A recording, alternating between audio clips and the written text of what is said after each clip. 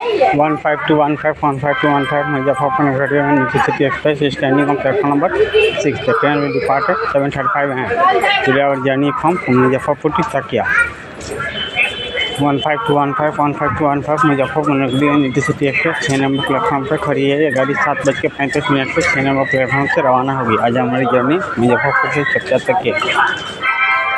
0526105261 Muzaffarpur Raxaul MEMU passenger standing at platform number 7. The train will depart at 8:45 am from platform number 7. 0526105261 Muzaffarpur Raxaul MEMU passenger जो सब छोटे बड़े station रुकते हुए रक्सौल तक जाएगी। 7 नंबर प्लेटफॉर्म पर खड़ी है। ये गाड़ी 8:45 पर 8:45 पर 7 नंबर प्लेटफॉर्म से रवाना होगी। Engine number 199136 Muzaffarpur intercity express standing of platform number 6.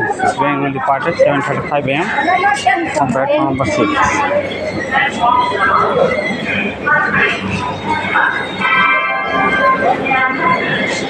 Thank you for watching video. Subscribe YouTube channel.